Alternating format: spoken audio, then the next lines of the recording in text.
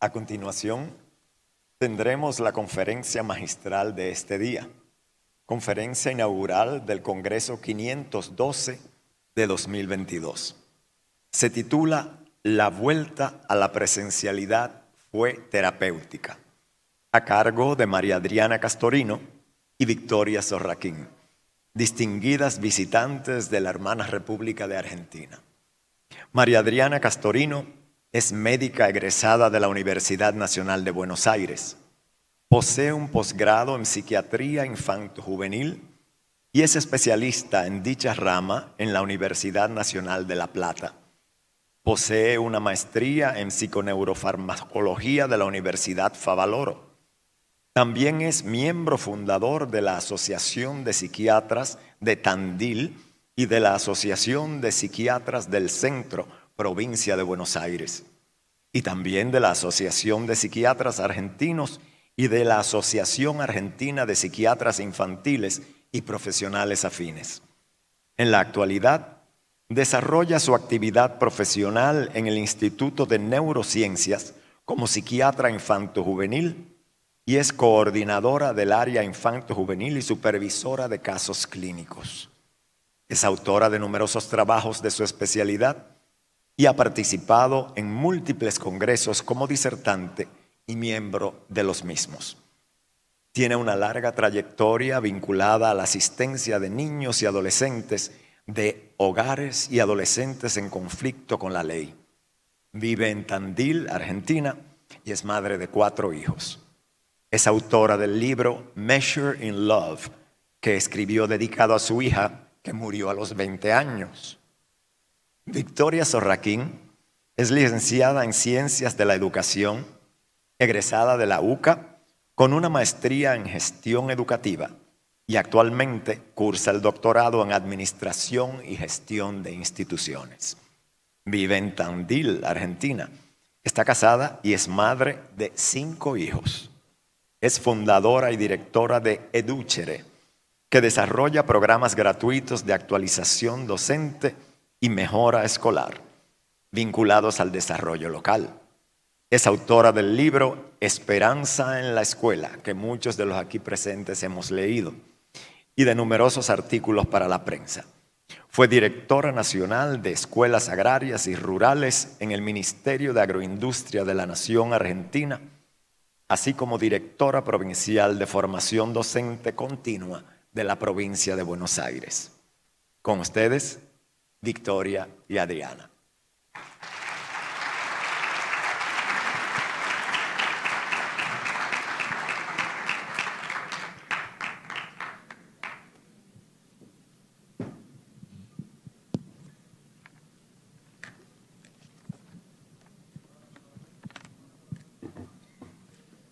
Bueno, buenas tardes a todos.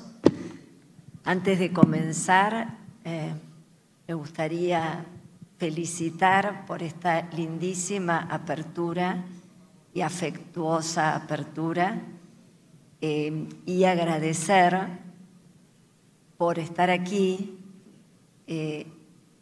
por la oportunidad de interactuar con ustedes desde el campo que vengo yo, que no soy educadora y vengo del campo de la salud. Queremos agradecer con Victoria por este momento y bueno, y voy a empezar entonces con mi parte. Bueno, transformar es el resultado de un proceso de cambio. Vemos innumerables ejemplos de la transformación en la naturaleza, en la ciencia, en el hombre. Estos procesos pueden ser individuales, pero siempre atraviesan a las sociedades, a la cultura y también a la educación. El título de este 6º Congreso, Transformación del corazón de la educación, me hace pensar en el futuro de la escuela y en el futuro de los niños. Y me parece una convocatoria muy, muy importante para el trabajo de estos días venideros. Como les decía, vengo del campo de la salud y de un área cuya importancia en el desarrollo de los niños es vital, la salud mental.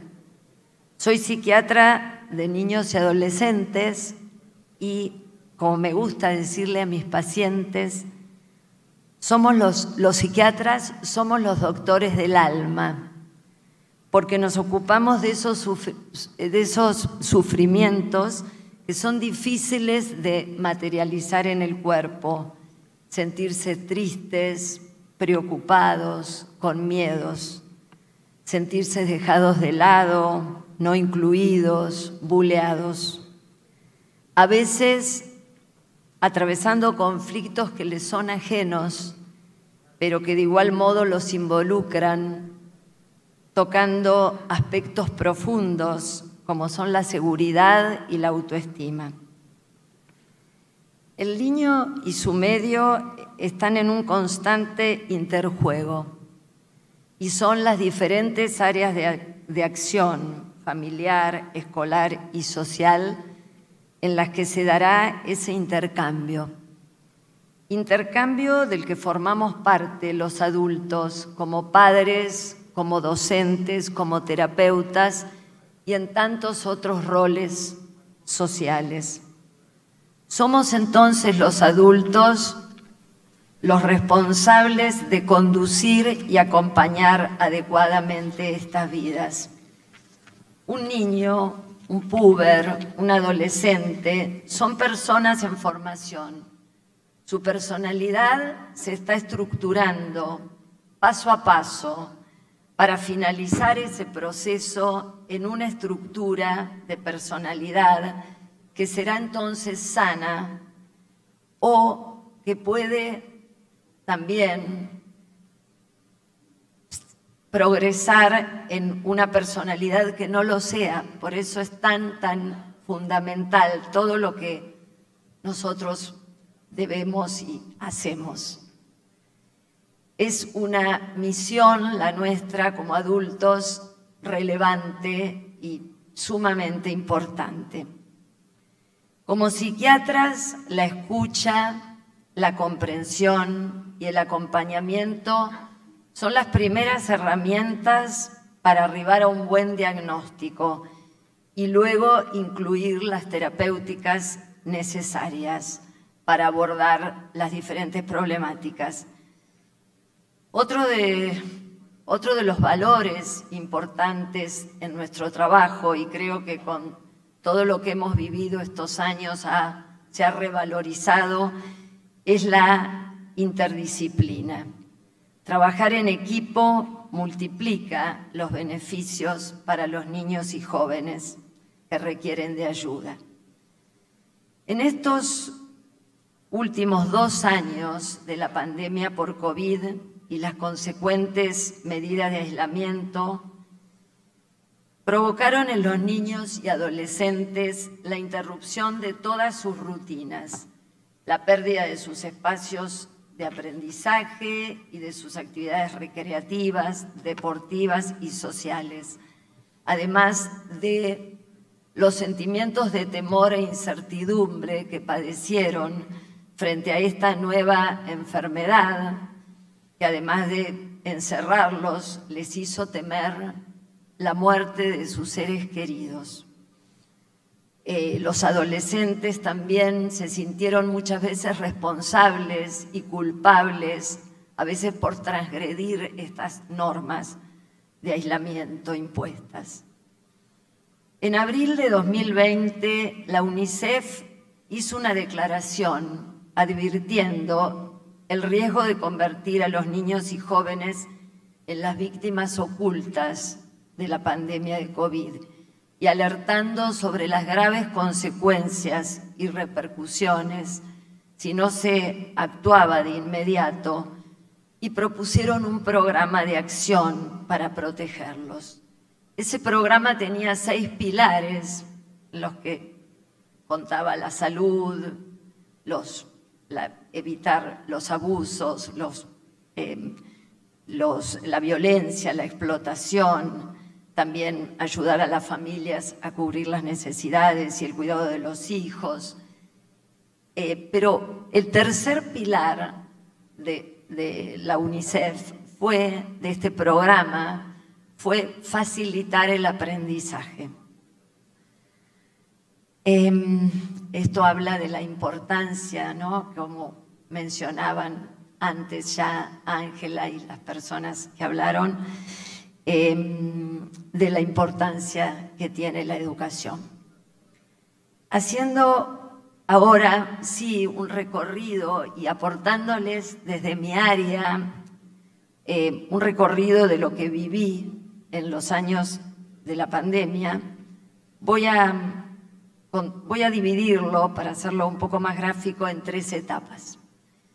Una primera etapa en 2020, cuando nos aislaron y no había consultas, las familias estaban con mucho miedo, replegados, los pacientes no asistían a los controles, los pacientes que estaban en tratamiento, hasta que, bueno, lentamente fueron retomando algunos pacientes de los que ya veía, y también empezó a llamar el teléfono con nuevas consultas. Esas nuevas consultas tenían que ver con algunas situaciones críticas, con autolesiones, con intentos de suicidio, también con niños y jóvenes con desgano, con apatía. Empezaba a transcurrir la educación virtual, y si bien de comienzo los niños por ahí, bueno, comenzaron haciendo caso a los papás que los instaban a unirse a su escolaridad de este modo, les costaba conectarse, les costaba hacer las tareas, estaban preocupados y encerrados y retraídos. Aparecieron entonces muchos trastornos de ansiedad, miedos, insomnio, de conciliación, también síntomas físicos de la ansiedad. Empezaron a aparecer como en los trastornos de pánico, que es más un trastorno de ansiedad de la vida adulta, pero los niños también empezaron a tener dolor de pecho, falta de aire, temblor, sudor en las manos, palpitaciones. No eran los trastornos de ansiedad que estamos acostumbrados a ver, la angustia de separación o la fobia escolar, sino que se estaba transformando más en estos trastornos panicosos. También debo decir que no todos los niños presentaron trastornos, ¿no es cierto? Pero sí algunas emociones y conductas fueron mecanismos de defensa adaptativos conforme lo que estábamos viviendo. El aislamiento lo llevó a una pérdida también de las rutinas, no solo de las rutinas fuera de casa, sino de las rutinas dentro de casa, con lo que hubo además desorganización, bueno, pérdida de los hábitos de alimentación, de sueño, y por supuesto la ausencia del contacto con pares. En la segunda etapa, cuando ya estábamos en 2021, aparecieron los casos más graves. A diferencia de lo que pensábamos, que las cosas iban a ir como tal vez mejorando, todos teníamos la expectativa de que fuera terminando la pandemia, aparecían las olas nuevas y otra vez el temor, y los casos se multiplicaron, más depresiones, más ansiedad generalizada, temor a salir a la calle, miedo a todo, otros cuadros como los trastornos del espectro autista, que de comienzo tal vez se encontraban más en su zona de confort, pero con el paso del tiempo, el encierro y estos niños que son más rígidos y rutinarios. Ya no les costaba mucho salir, se empeoraron estos cuadros. Los adolescentes empezaron a verse como la población más afectada, sobre todo los de 16 y 17 años, que no solo no pudieron compartir con pares, hacer deportes, sino que no pudieron vivir más los ritos de comienzo y de cierre, como hoy mencionaba Ángela, el egreso, el poder proyectar el futuro. Eso es algo durísimo. Fue en aumento entonces el desgano y la apatía. Se empezaron a llevar todas las materias. Alumnos que eran buenos alumnos pasaron a ser alumnos malos o mediocres, con malas performances. A todo esto continuaba la incertidumbre, el cansancio, las situaciones de cada familia con los problemas económicos, con las pérdidas de seres queridos. Los últimos 3 meses fueron en mi consulta un aluvión de pacientes. Creo que nunca en mis 25 años de ejercicio de la profesión trabajé tanto. Llegaba a mi casa y tenía montones de mensajes de WhatsApp que tenía que contestar. Algunos eran llamadas urgentes, descompensaciones. Llegué a rechazar a algunos pacientes.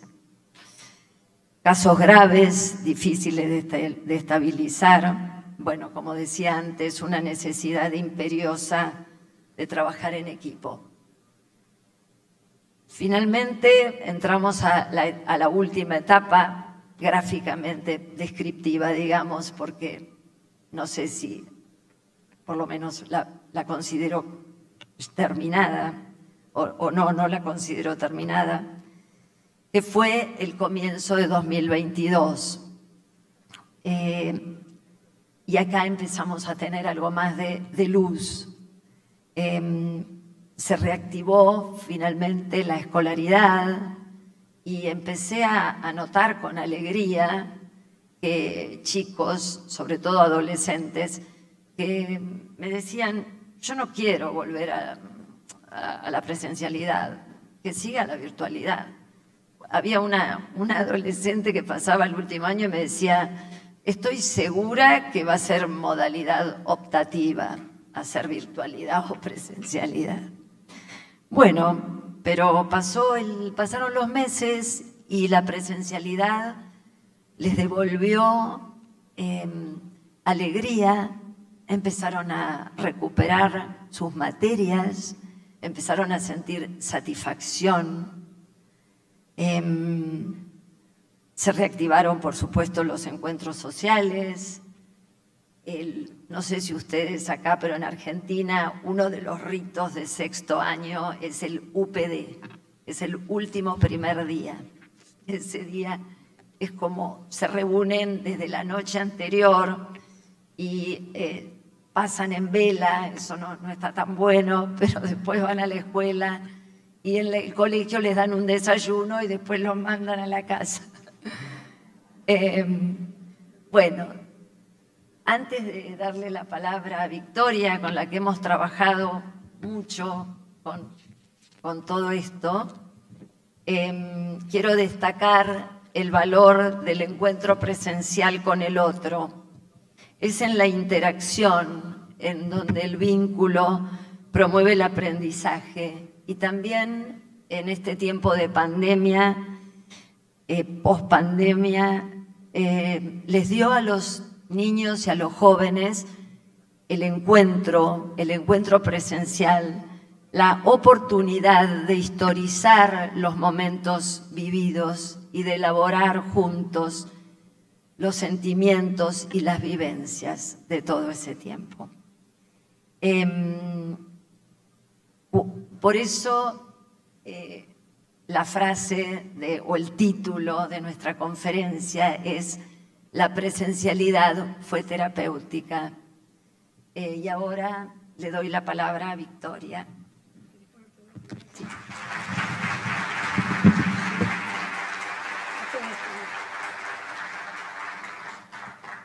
Bueno, cuando esta conversación la tuvimos con Adriana hace un par de meses, y cuando ella espontáneamente, después de haber contado esa angustia, todo eso que había vivido con sus pacientes, que yo se lo había escuchado varias veces durante la pandemia, y todo el tiempo pensaba, wow, mirá el valor que tiene la escuela.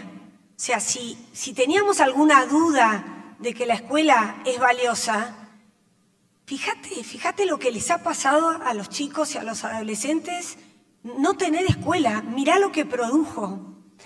Y cuando ella espontáneamente me dice, mirá, Victoria, la vuelta a la presencialidad fue terapéutica. Y yo estaba escribiendo, así que escribí esa frase y dije, wow, esta frase tiene vuelo, le digo a Adriana, vamos a buscar qué hay atrás de esto. Entonces, miren, la primera cosa que nos preguntamos fue, ¿cualquier presencialidad es terapéutica? Esto que les pasó a los pacientes de Adriana, que estaban tan mal, tan tristes, tan caídos, con tanta angustia de querer quitarse la vida. La presencialidad los ayudó, la presencialidad fue terapéutica, pero cualquier presencialidad.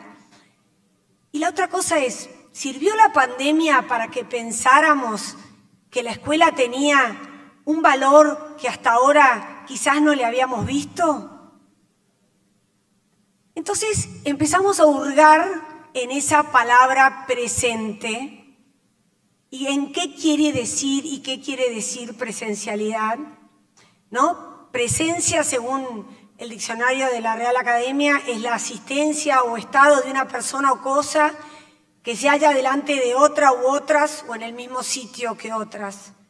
Y por supuesto que tenemos gente hoy por YouTube y este tema de la presencialidad virtual, pero vamos a hablar de la presencialidad escolar y de este término presente y presente ausente que tanta importancia le damos nosotros en nuestras escuelas. Tanta importancia que pasamos buena parte de nuestros días en la escuela. ¿Está presente? ¿Está ausente? Tenemos una persona llamando a casa. No vino, está ausente, ¿no? Y una mamá que se sorprende.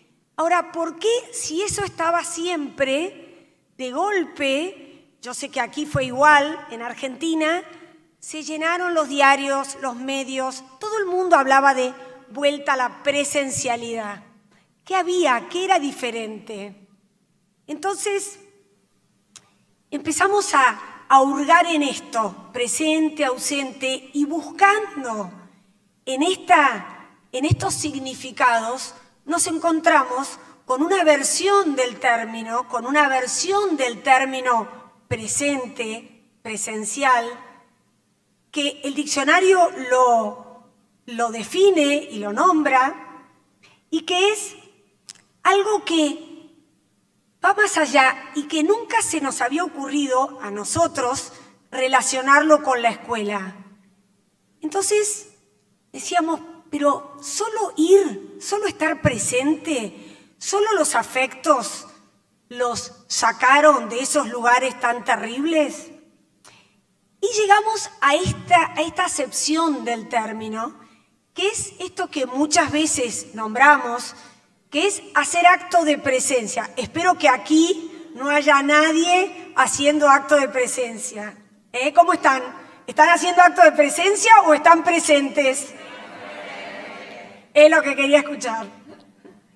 Ahora miren, la definición de hacer acto de presencia, que está definida en el diccionario, es estar presente en un lugar durante un tiempo breve y solo por cumplir, o cuando uno dice de otro que estuvo presente por un mero hecho formal, entonces hablamos de que hizo acto de presencia. Ahora yo les pregunto, en nuestras escuelas, ¿cuántas horas, cuánto rato en nuestras aulas nuestros alumnos están ahí meramente por hacer acto de presencia. Incluso nosotros, docentes, educadores, ¿cuántas veces solo estamos ahí por hacer acto de presencia? Y empezamos a darnos cuenta que hay dos maneras hay una presencialidad terapéutica, que ahora vamos a analizar qué quiere decir, y una presencialidad que enferma. Y esa presencialidad que enferma tiene más que ver con hacer acto de presencia. Y esa no fue terapéutica y no es terapéutica al día de hoy. Y esto es lo que los quiero invitar a pensar.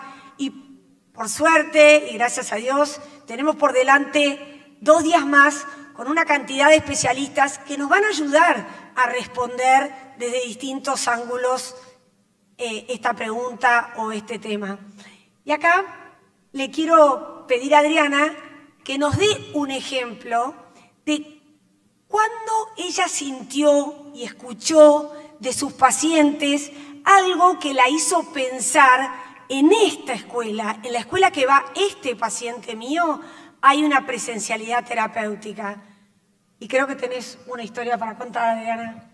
Bueno, les voy a contar de Vicente, un niño de 11 años que estaba cursando su 6º año, su 6º grado, 6º primaria, y lo conocí en 2021, al comienzo.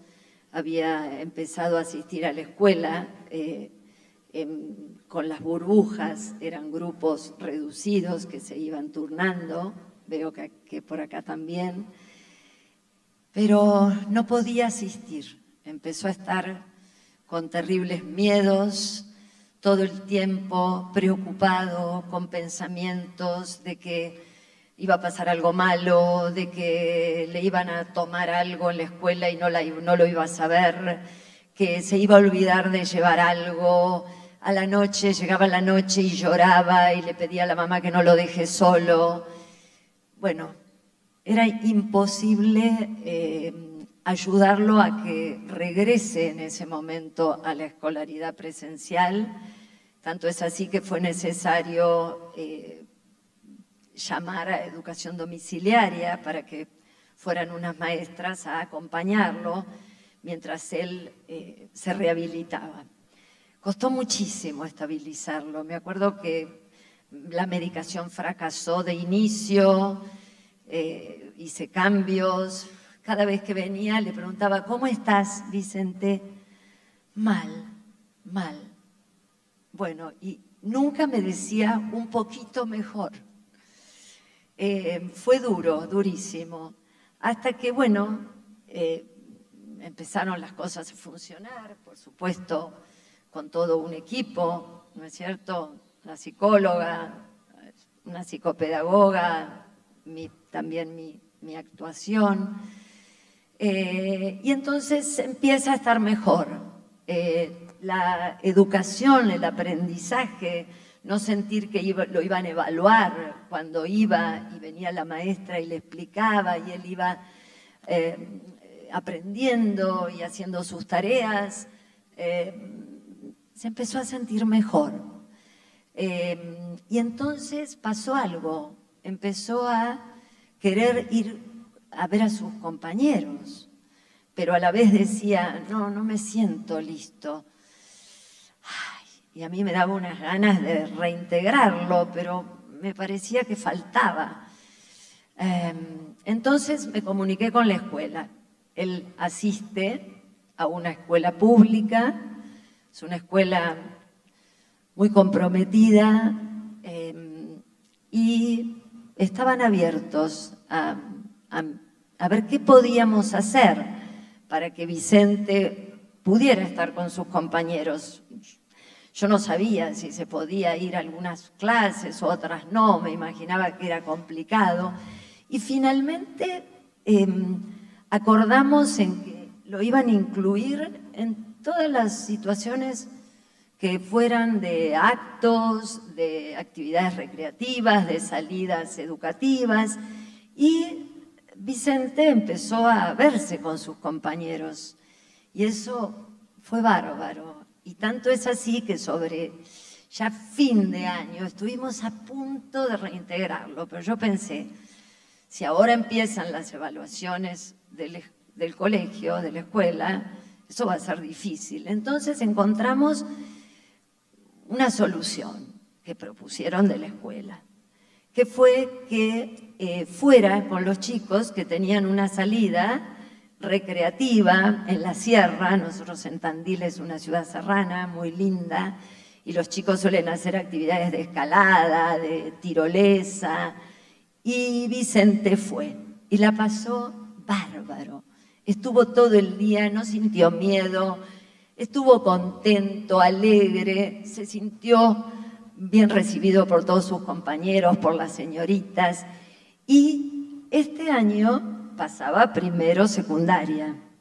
La escuela tiene en otro sector la secundaria y comenzó primer año de secundaria.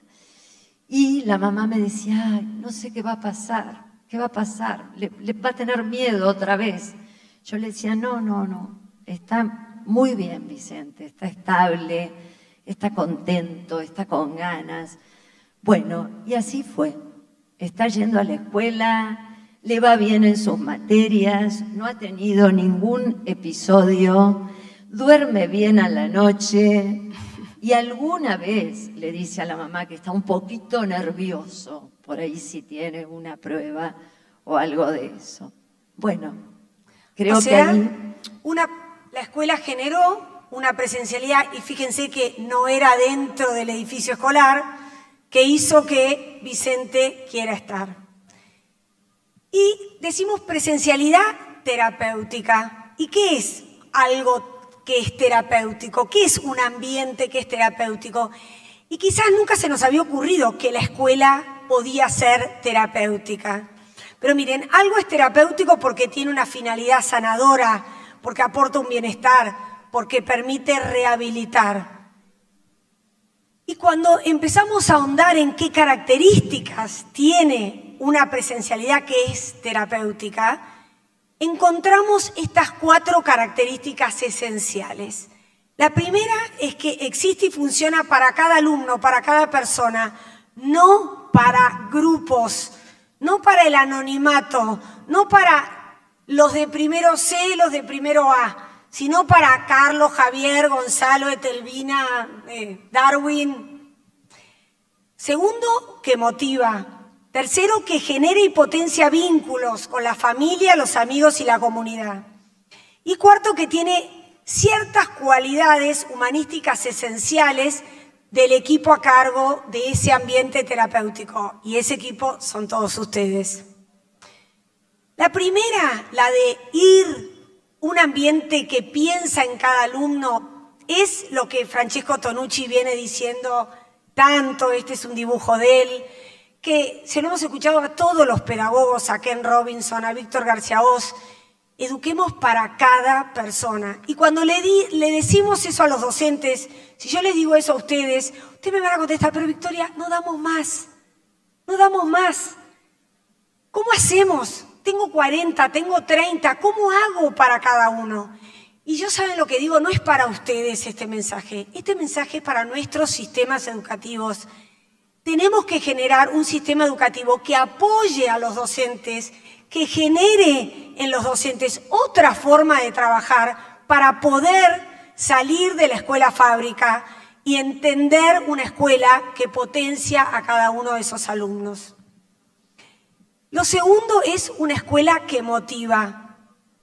Estamos viviendo una tragedia con la desmotivación que tienen nuestros niños y adolescentes, que primero la presencialidad les fue terapéutica, se motivaron, volvieron, pero hoy tienen una desmotivación tremenda. Y es que seguimos creyendo en esa escuela vieja, que nosotros desde afuera les vamos a dar a ellos la motivación, les vamos a dar a ellos esa pulsión por vivir. Y la motivación no es, como en este dibujito, una cuerda que te la dan de afuera. La motivación nace de acá adentro, de las entrañas. Y la desmotivación también nace de aquí adentro. Cuando la escuela no me pertenece, cuando no estoy involucrado, no quiero ir, no quiero estar, no quiero formar parte, o hago lo que Zenón, uno de mis hijos, mi cuarto hijo, que hoy es músico, me dijo, analizando su propia vida escolar, yo encontré la manera de pasarla en la escuela, que era estar ahí de cuerpo, no molestar a nadie, y listo. Yo soñaba, componía temas con mi cabeza, yo no estaba ahí. Él, antes que nadie, hacía acto de presencia. Y los docentes me decían, con eso nadie me amonestaba, porque previo a eso, a mí me habían llamado tantas millones de veces a que yo fuera a la escuela.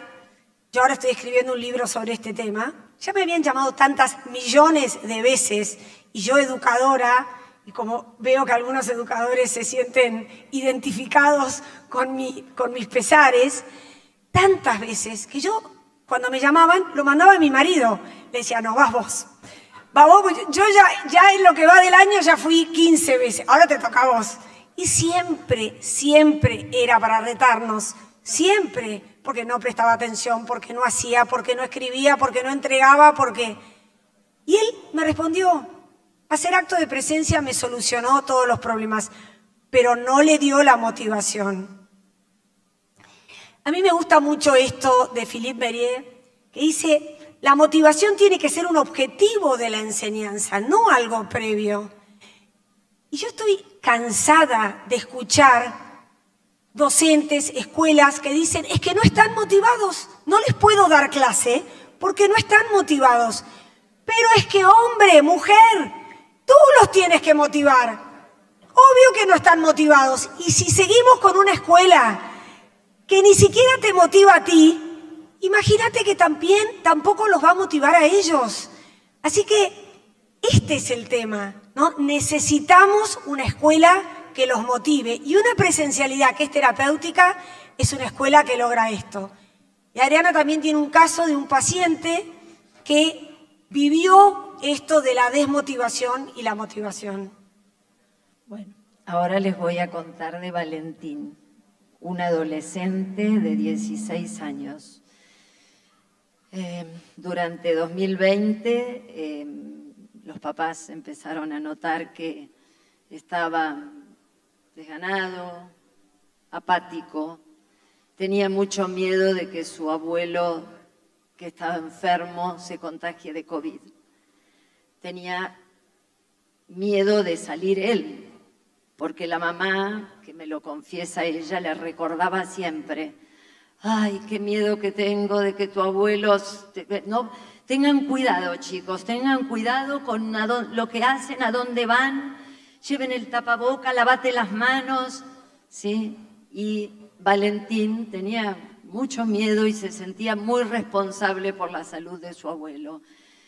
Bueno, en ese momento los papás no consultan, pero en 2021 la psicóloga que empieza a verlo lo envía a mi consulta. Un trastorno depresivo mayor, con todos los criterios diagnósticos presentes.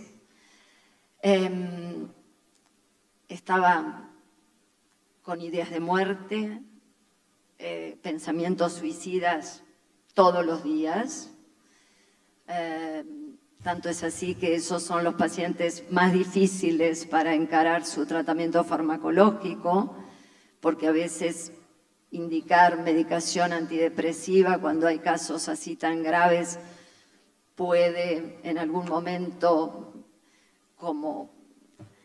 provocar como una inestabilidad que de pronto está mejor, pero de pronto está peor, y ese es el momento en donde siente como la fuerza para matarse, con lo cual hay que empezar por otro camino, entonces eso también lleva más tiempo. Y bueno, y Valentín le costó mucho, le costó mucho ir en 2021, después de vacaciones de julio, hubo algo de presencialidad, también en burbujas, pero no arrancaba.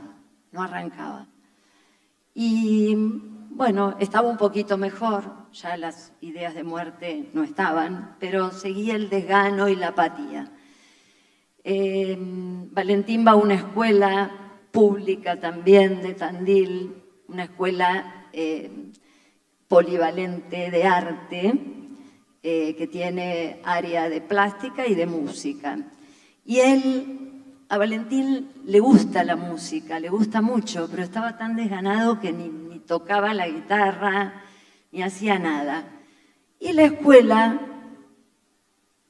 propuso a los jóvenes un concurso de bandas, que armaran bandas, podían elegir la clase de música, digamos, que les gustara, el tipo de música, y Valentín le gustó esa idea y armó una banda de rock, porque es fanático del rock, y eligió los temas y los profesores utilizaban las horas de clase para acompañarlos en la preparación de este concurso.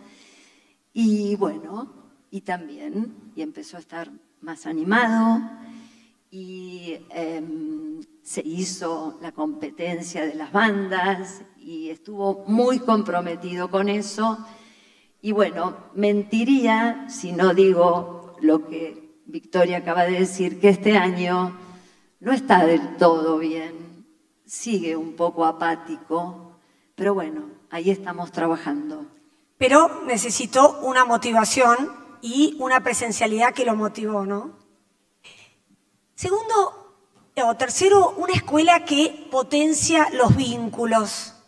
Y acá, no sé si alguien escuchó hablar de Eduardo Sacheri, es un gran novelista argentino, y yo quiero traer a colación este libro de él. Y además los quiero invitar yo estoy convencida que los educadores tenemos que leer otros temas, otras cosas. No podemos vivir pensando en la pedagogía, hay que leer novela, poesía, hay que ver otro tipo de películas. Y de ahí surgen muchas veces ideas que van a revolucionar nuestra aula, nuestros contenidos, nuestras formas de hacer las cosas. Eduardo Sacheri escribió quizás su libro más famoso, es El secreto de tus ojos, que se hizo película. Acá veo que hay gente que vio la película, donde actuaba Ricardo Darín, nuestro gran actor argentino. Y bueno, Sacheri tiene este libro que se llama El funcionamiento general del mundo. A mí, yo leo todo lo que él escribe y lo compré el libro, pero no tenía ni idea que el libro se iba a tratar de lo que finalmente se trató. Y no lo voy a spoilear, como dicen mis hijos, porque quiero que ustedes se animen y lo lean. Pero en el libro hay una profesora que es la profesora Marta Beatriz Musopapa, profesora de artes plásticas. Y este mural lo saqué hoy a la mañana en el Instituto Don Bosco, que fui de visita y vi ese mural ahí y me hizo acordar a la profe Musopapa y por eso traje esa foto. La profe Musopapa, profesora de artes plásticas, pero ¿por qué la traigo aquí? ¿Por qué fue una profesora que enalteció los vínculos entre los chicos?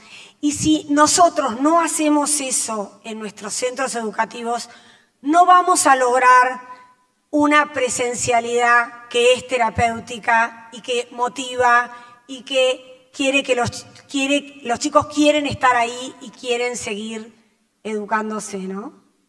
Ay, perdón, aprieto mal el botón y... La profesora Musopapa, que es la profesora de artes plásticas, pero es la que hace de directora técnica del peor equipo del primer torneo interdivisional de fútbol del Colegio Nacional Superior Arturo del Manso, jugado en 1983. Y esto es una novela, acuérdense de lo que les dije.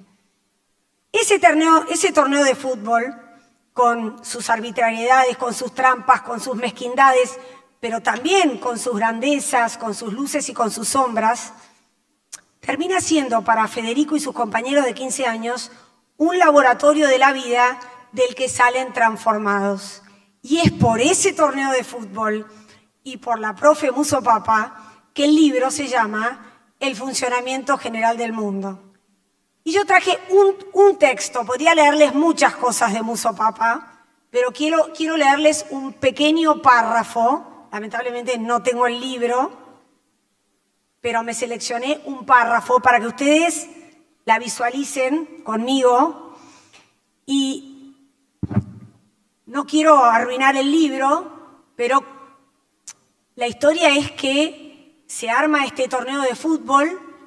Nunca en la vida se había hecho ese torneo de fútbol en la institución. Lo organizan los alumnos de último año para juntar fondos y se arman todos los equipos. Y los peores, los que no sabían jugar al fútbol, los que estaban en este grupo, nadie los elige.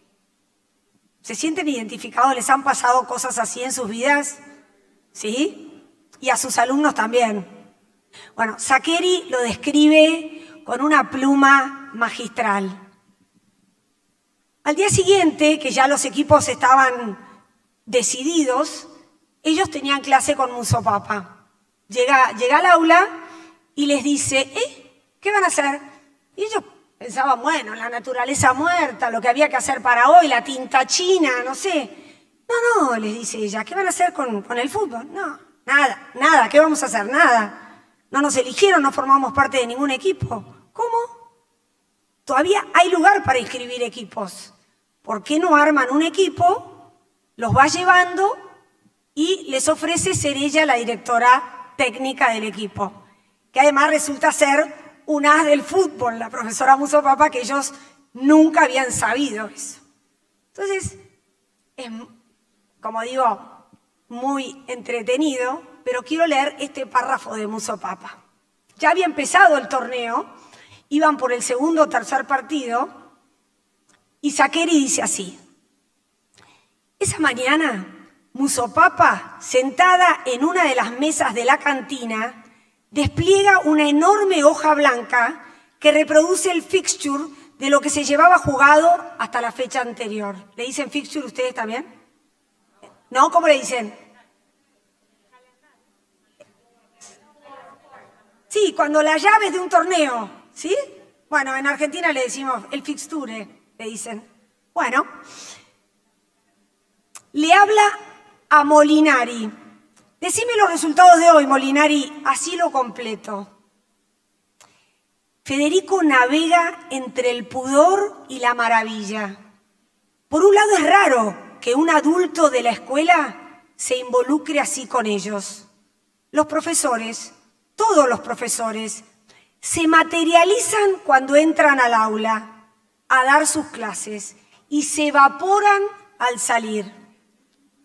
Que tengan una vida por fuera de esos 40 minutos se le antoja raro, pero más raro es que una profesora se involucre con ellos al punto de copiarse el fixture.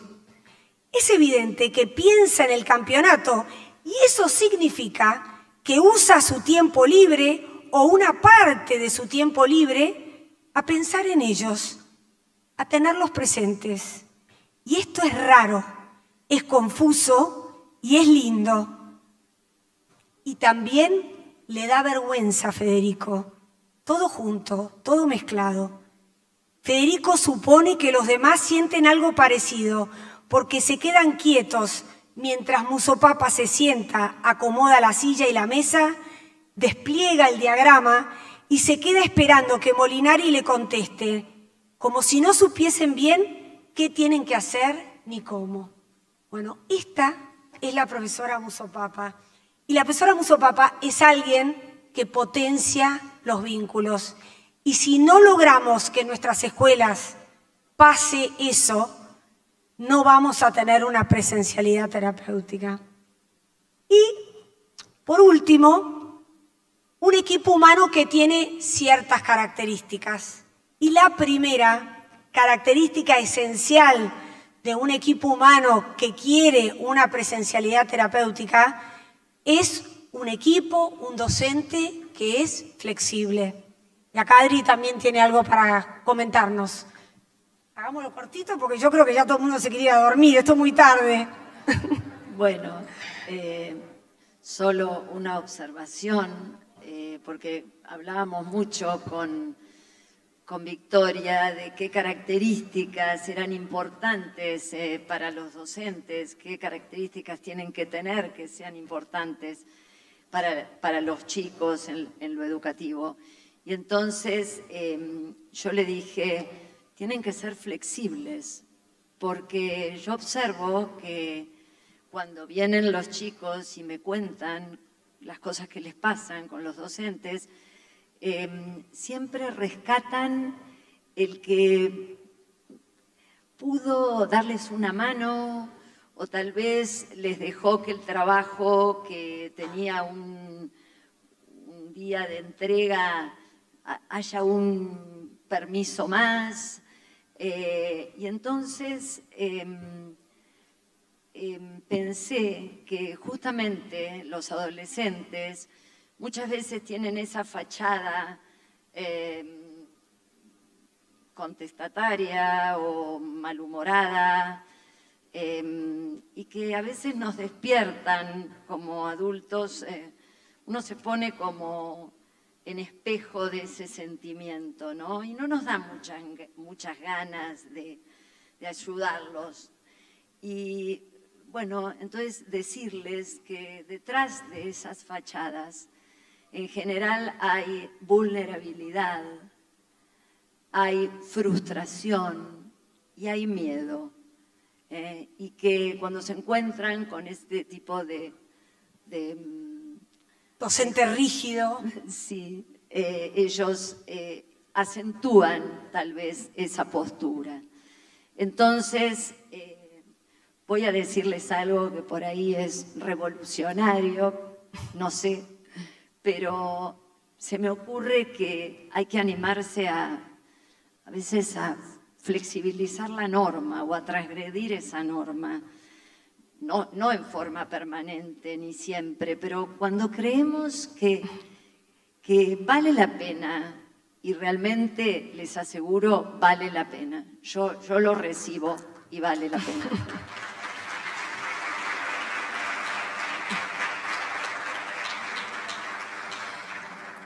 Bueno, un docente flexible, un docente con escucha atenta, el que puede escuchar por debajo, ¿no? No de contestatario, de esa fachada, sino que, ¿qué me quiere decir por abajo? ¿Qué me quiere decir quizás mientras lo acompaño al partido de fútbol o quizás mientras hago otra cosa? Y no es cuando le voy a preguntar, a ver, Pérez, ¿qué te pasa? Cuando te pregunta qué te pasa, nadie va a contestar qué le pasa, Pero cuando no pregunto qué te pasa y me pongo a hacer algo con él, quizás ahí sí aparezca esto, ¿no? Y además, un docente, una escuela que descubre y ayuda a descubrir los talentos. Y aquí sí vamos terminando. Y también quiero contar algo completamente fuera de libreto, y es la historia que hay detrás de esta película francesa. No sé si alguien vio esta película, es del 2021. Se llama La Fan Fleur, en español, La Fabricante de Rosas.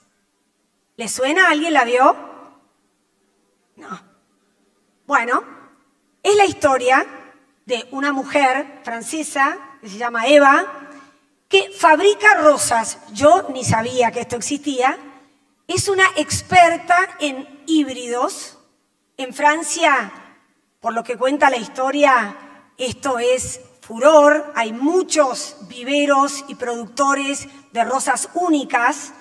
Y Eva es una gran productora. Pero su empresa, su granja de rosas, está en graves problemas.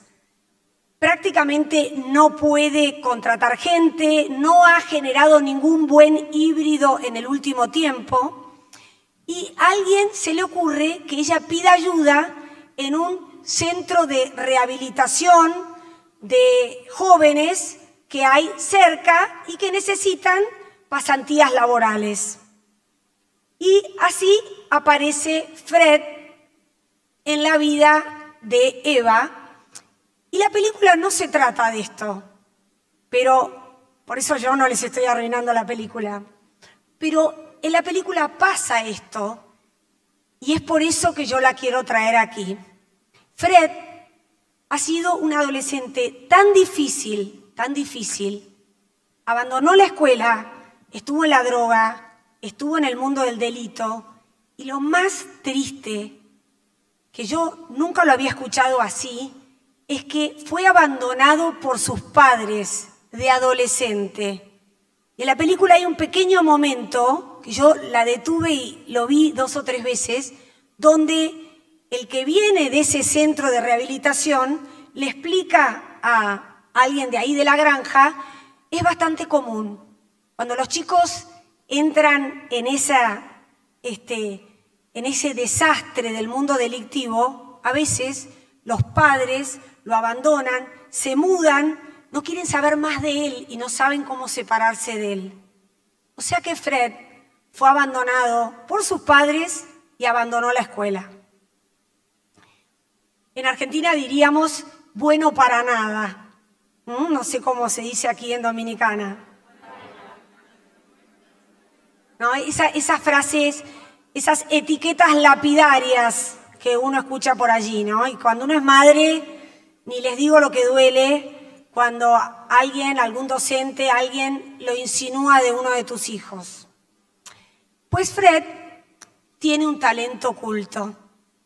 Y Eva lo descubre porque solo al llegar, Fred hace un comentario de una persona y de cómo huele esa persona, y después dice de otro que también no sé qué, que huele, y Eva empieza a ver que Fred distingue los perfumes de las rosas, que es una habilidad muy única.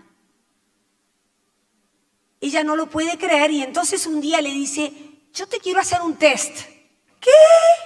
Dice Fred, ¿test? No, a mí los test se me dan muy mal, dice Fred. Miren las marcas que deja la escuela, las marcas que deja una escuela que enferma, que no es terapéutica. Nuevamente, un hecho en el cual Fred puede reconocer una rosa de otra por el perfume y Eva no aguanta más y le vuelve a insistir y él le dice, bueno, está bien. Entonces ella se aparece con una caja de frasquitos y Fred puede distinguir el perfume que hay en cada frasquito y enumerar las distintas fragancias envueltas en ese perfume. Fred tiene un talento que pocos seres humanos en el planeta tienen. Y nadie se lo había descubierto y él no sabía que lo tenía. Entonces yo les pregunto, ¿qué escuela queremos ser? ¿Qué escuela quieren ser ustedes? ¿Qué sistema educativo queremos ser?